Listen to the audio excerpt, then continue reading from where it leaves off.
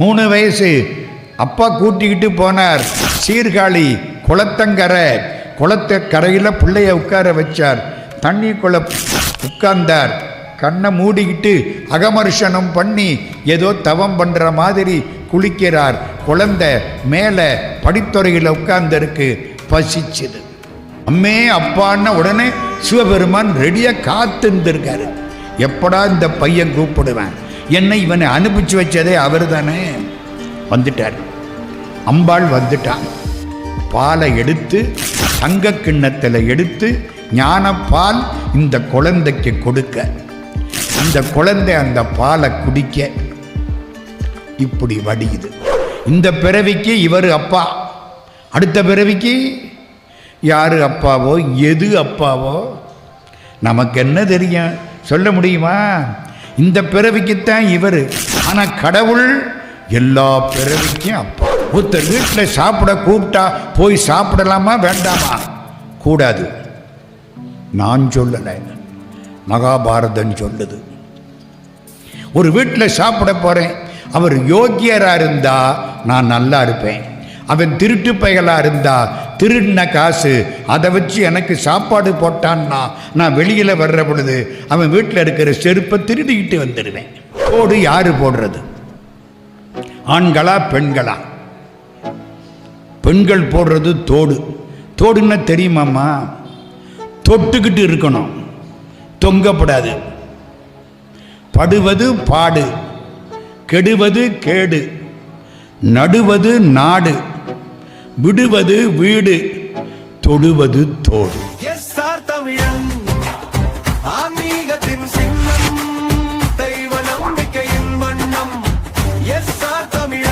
SR தமிழன் subscribe செய்யுங்கள். அன்புக்கும் வணக்கத்திற்கும் மரியாதைக்கும் உரிய சான்றோர் பெருமக்களே, தாய்மார்களே, எல்லாருக்கும் வணக்கம். மூவாண்டில் உலகுய்ய நிகழ்ந்த கதை மொழிகின்றேன். 3 வயசு. அப்பா கூட்டிக்கிட்டு போனார்.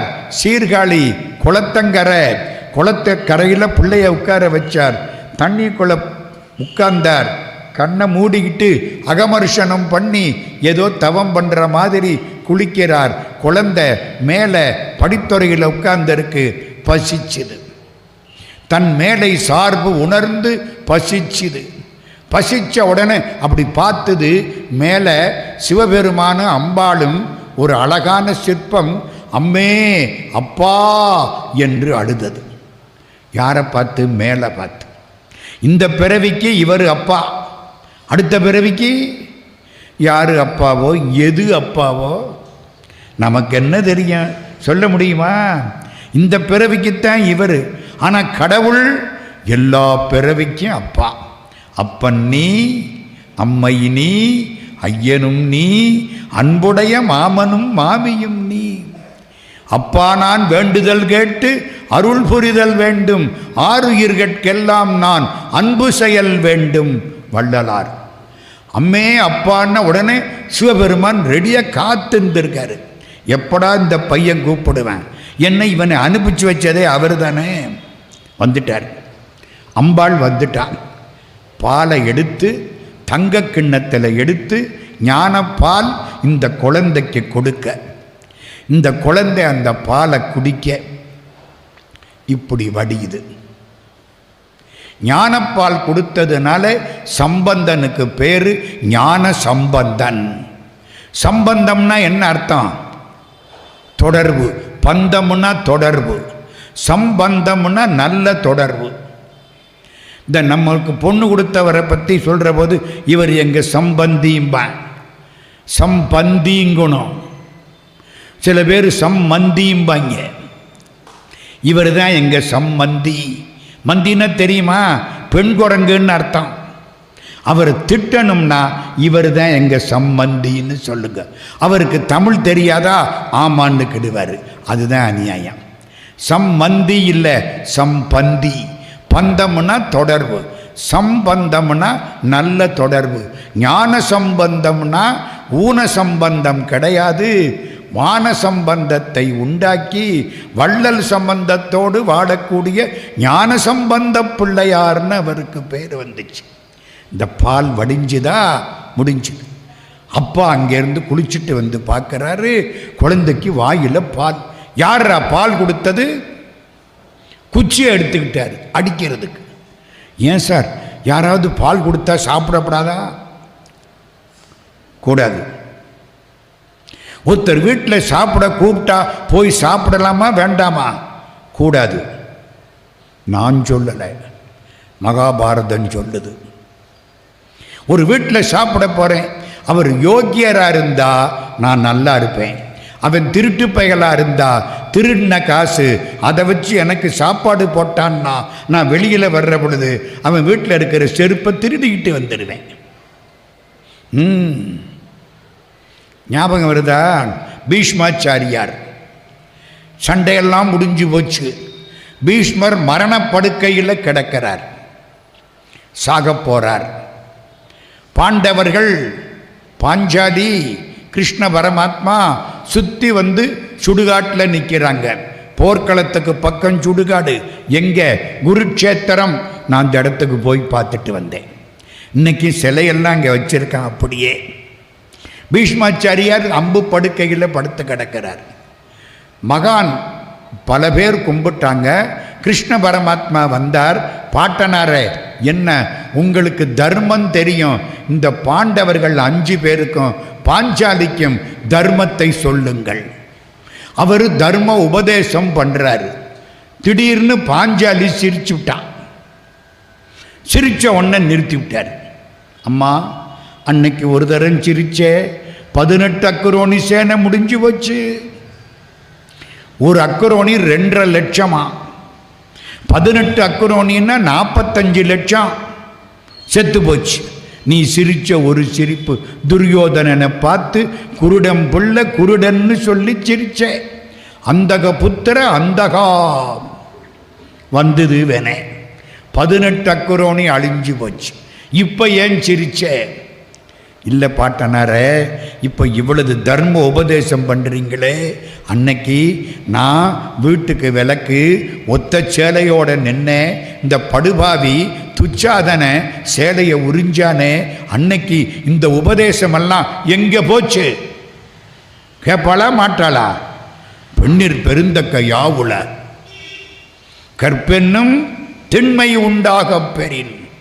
கம்பீரமாக கேட்டா. பீஷ்மர் சொல்கிறாரு, தாயே நீ கேட்கறது சரிதான். அன்னைக்கு துரியோதனம் போட்ட சோத்தை சாப்பிட்டதுனால தர்மத்துக்கு வாதாட முடியாமல் கையை கட்டிக்கிட்டு உட்கார்ந்துருந்தேன். இப்போ மட்டும் பேசுறீங்க. இப்போ அவன் போட்ட சோத்தில் வந்த ரத்தம் பூரா அர்ஜுனை விட்ட அம்புனால போயிடுச்சு. இப்போ என் உடம்பு எங்கள் அம்மா கங்காதேவி கொடுத்த தூய்மையான உடம்பு, அதனால இப்போ நான் தர்மம் சொல்கிறேன். அயோக்கியம் வீட்டில் சாப்பிட்டா நீ பாவத்தை சம்பாதிக்கிறாய், யோக்கியம் வீட்டில் சாப்பிட்டா உனக்கு நல்லது, அதனால சாப்பிடக்கூடாது. எதுக்கு இவ்வளவு கதை ஆரம்பித்தேன்? ஞாபகம் வருதா? பால் கொடுத்தா தப்பா? பெரம்ப எடுத்துக்கிட்டாராம். போதையார் பொற்கிண்ணத்து அடிசில் பொல்லாதென தாதையார் முனிவுற தான் என ஆண்டவன் காதையார் குழலினன் கழுமல வளநகர் பேதையாள் அவளோடும் பெருந்தகை இருந்ததே. பின்னால பாடுறாரு, போதையார் பொற்கிண்ணத்து அடிசில் பொல்லாதான், பால் பொல்லாதுன்னு என்னை விரட்டினாரே அந்த பெருமான் அப்படின்னு பேசுகிறார். புரியுதா புரியலையா? ஒன்று சொல்லட்டுமா? ஒரு ஊரில் ஒரு ராஜாவும் மந்திரியும் தேரில் போகிறாங்க. ஒரு இடத்துல தேரை நிறுத்த சொன்னார் ராஜா. நிறுத்திட்டாங்க. மந்திரி, என்ன எல்லாரும் போகிற பாதையில் அங்கே 2 வெள்ளரிக்காய் தொங்குதா? ஆமாம். போய் பிடுங்கிட்டு வா, சாப்பிடலாம்.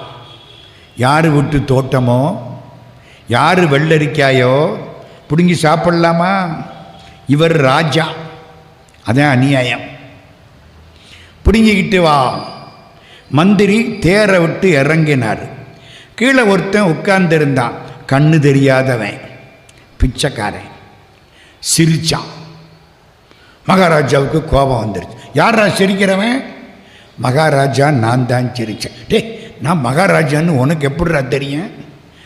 தேர் வந்து நின்ன சத்தம் கேட்டுது, கண்டுபிடிச்சு விட்டேன். விவரமாக இருக்கானே. ஏண்டா சிரிச்ச?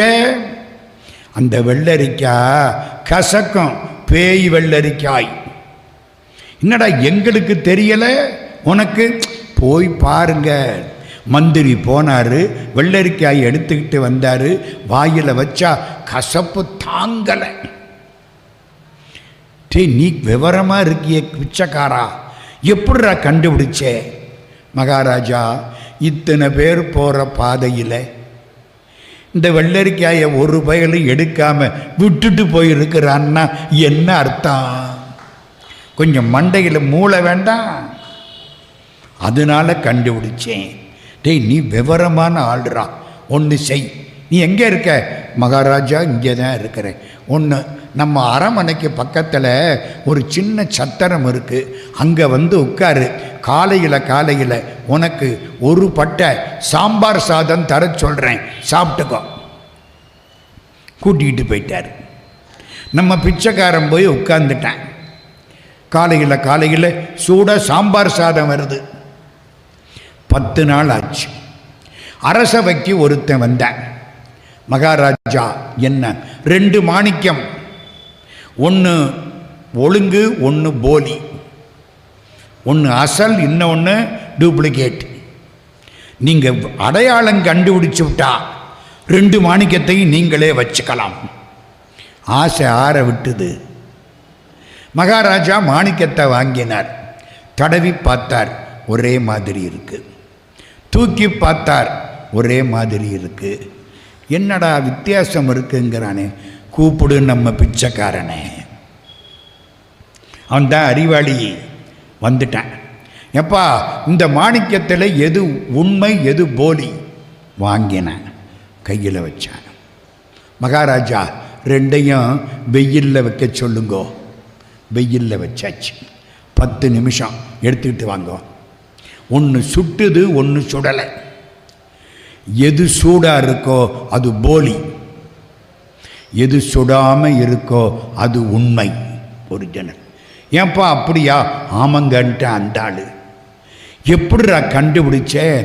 உயர்ந்த மாணிக்கம் வெப்பத்தை வாங்காது. உயர்ந்த சான்றோர்கள் அடுத்தவன் சொல்லக்கூடிய கோள் வார்த்தையை கேட்க மாட்டார்கள். கோள் வார்த்தையை கேட்டுத்தானே சொந்த பொண்டாட்டியை சந்தேகப்பட்டு கோர்ட்டில் போய் நிற்கிறாங்க. எங்கள் பொண்டாட்டியை பற்றி எனக்கு தெரியும் இல்லை, அப்புறம் என்ன நான் இன்னொருத்தன் சொல்கிறத கேட்கறது? சான்றோர்கள் கோள் வார்த்தையை கேட்க மாட்டார்கள். இந்த மாணிக்கம் உண்மை. ஆமாங்கண்ணா, 2 மாணிக்கமும் ராஜாவுக்கு ஆகிப்போச்சு. ராஜா பார்த்தார்.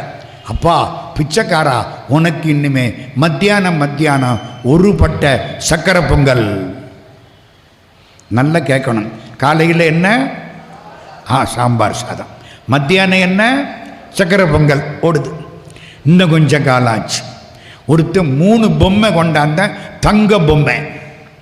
ஒவ்வொரு பொம்மையும் 1 கிலோ தங்கம். அப்பா, இன்னைக்கு 1 பவுன் 96,000. எங்கேயோ நமக்கு பெருக்குனா கால்குலேட்டர் உடைஞ்சு போயிடும். 1 கிலோ தங்க பொம்மை, 3 பொம்மை.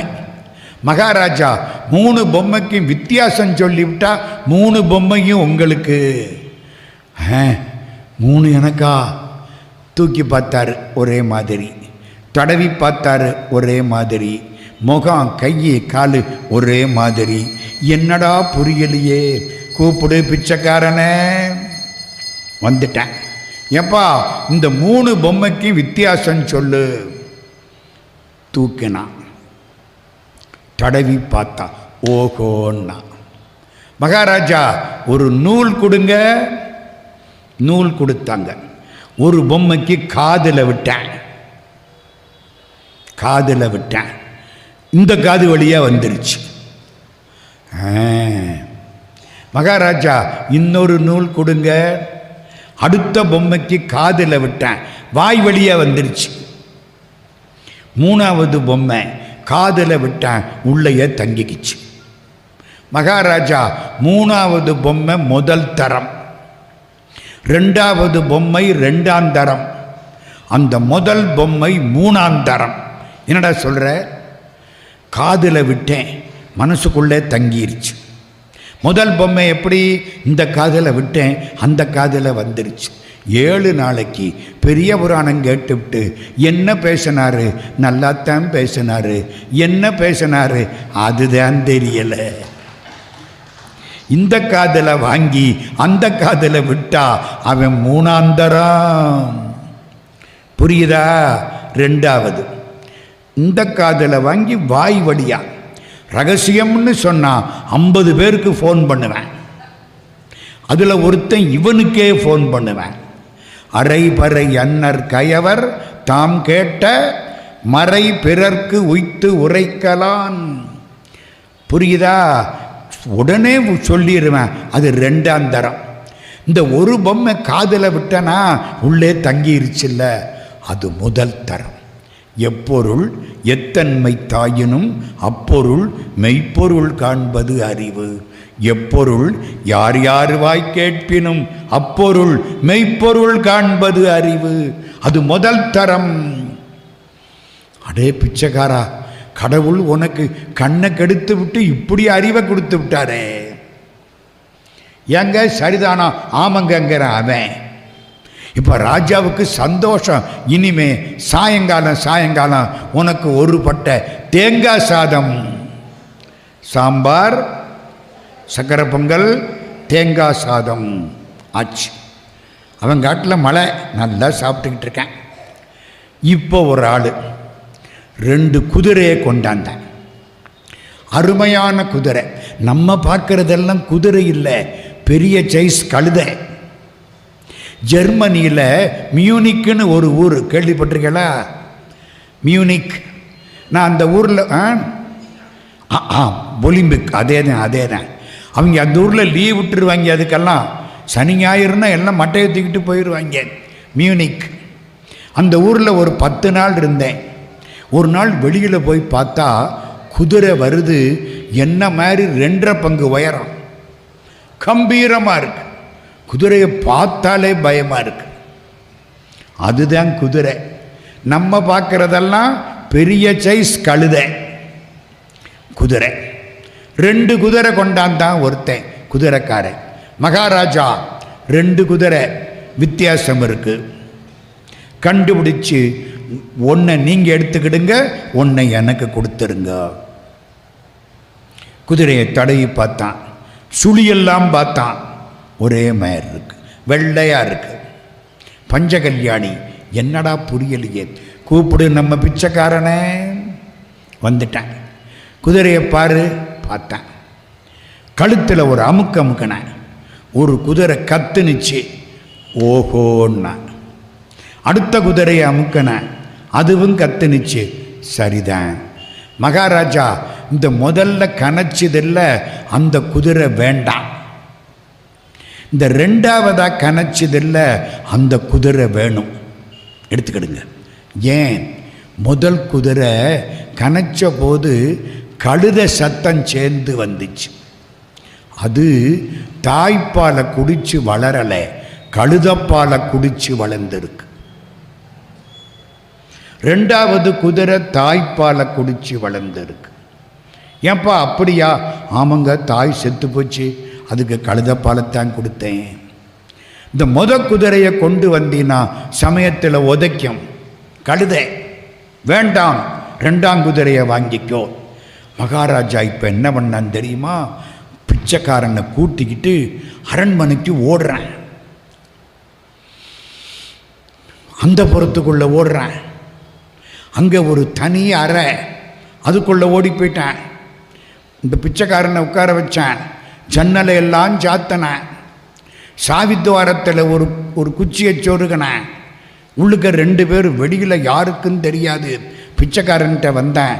ஐயா, ஒரு சந்தேகம் கேளு. நான் எங்கள் அம்மா மகாராணி பாலை குடித்து வளரலை, வேலைக்காரி பாலை குடித்து வளர்ந்தேன் அப்படின்னு சொல்கிறாங்க. அது உனக்கு அதை பற்றி நீ என்ன நினைக்கிற? இதை கேட்கவா இத்தனை கதவை சாத்தனே? ஐயையோ, நான் தங்கி இருக்கேனா இல்லையா? ஆமாம். அங்கே ஒரு மாடம் இருக்குல்ல? ஆமாம். அதில் இதுக்கு பதில் எழுதி வச்சிருக்கேன், போய் பாரு. என்னடா இன்னைக்கு கேட்குற கேள்விக்கு பதில் எப்போவோ எழுதி வச்சிருக்கேன், வேற யாரும் பாத்திரப்படாதே. ஓடி போய் பார்த்தா தெளிவாக இருக்கு. இந்த மகாராஜா மகாராணியின் பாலை குடித்து வளர்ந்தவன் அல்ல.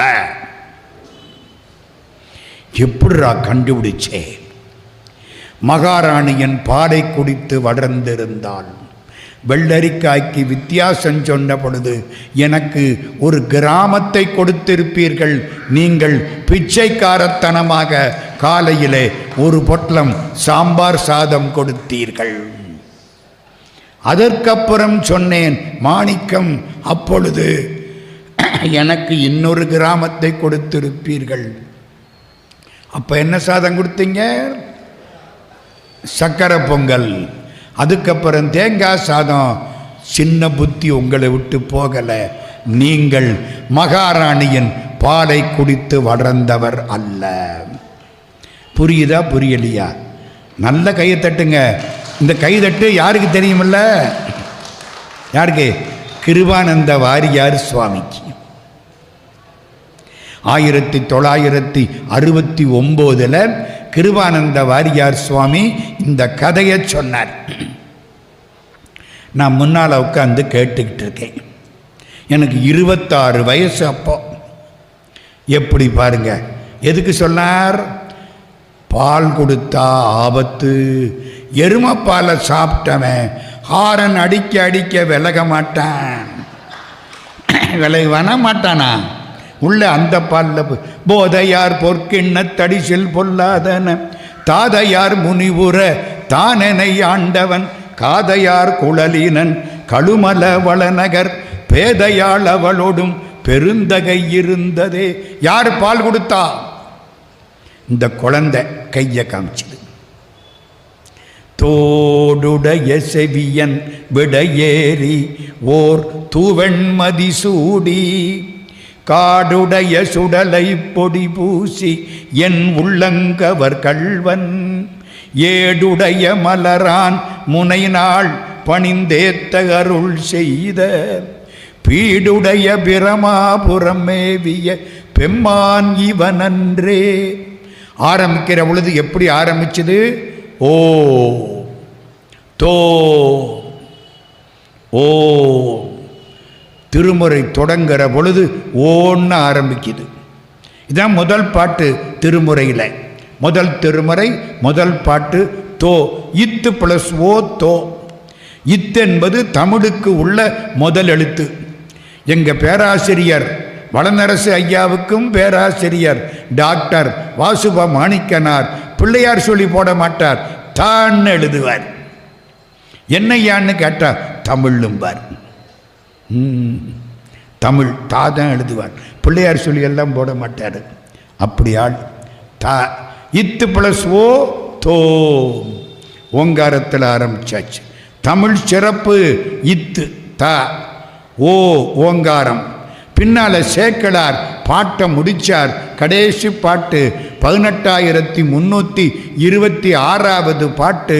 என்றும் இன்பம் பெருகும் இயல்பினால் ஒன்று காதலித்து உள்ளமும் ஓங்கிட மன்றுளார் அடியாரவர் வான்புகள் நின்றது எங்கும் நிலவி உலகலாம். ஓம் ஓன்னு அவர் ஆரம்பிச்சாரு, இம்முன்னு இவர் முடிச்சாரு. ஓங்காரத்துக்குள்ளே உலகம் அடக்கம். 12 திருமுறை ஓங்காரத்துக்குள் அடக்கம். சிவபெருமான் ஓங்காரத்தில் அடக்கம். எங்கள் முருகப்பெருமான் ஓங்காரத்தின் வடிவம். தமிழ் கடவுள் ஓன்னு ஆரம்பிச்சார். தோடுன்னு ஆரம்பிச்சார். தோடு யாரு போடுறது? ஆண்களா பெண்களா? பெண்கள் போடுறது தோடு. தோடுன்னா தெரியுமாம்மா? தொட்டுக்கிட்டு இருக்கணும், தொங்கப்படாது. படுவது பாடு, கெடுவது கேடு, நடுவது நாடு, விடுவது வீடு, தொடுவது தோடு. தொட்டத்தான் தோடு. புரியுதா? ஆண்கள் போடுறதுக்கு குளைன்னு பேரு தமிழ்ல. குளை விரவு வடிகாதா கோயில் உளாயோ என்ன உளை உடையான் உள்ளிருந்து உளோம்போகீர் என்றானே.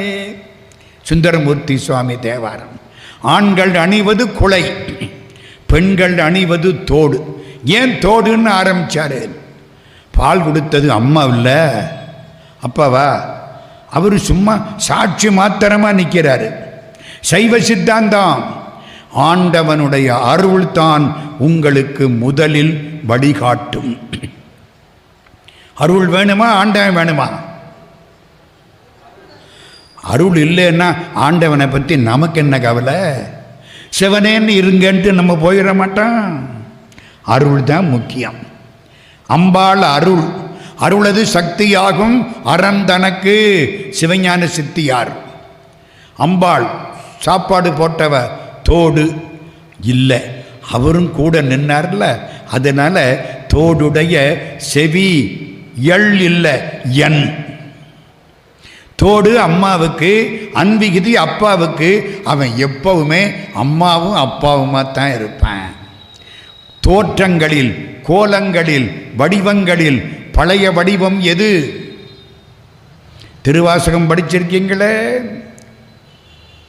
தொன்மை கோலமே நோக்கி குளிர்ந்தூதாய் கோத்தும்பி. ஞாபகம் வருதா? தோலும் குளையும் சுருள் தோடும் ஞாபகம் இருக்கா? அர்த்தநாரீஸ்வர கோலம். அம்மை ஒரு பக்கம், அப்பன் ஒரு பக்கம். அதுதான் தொன்மை கோலம்.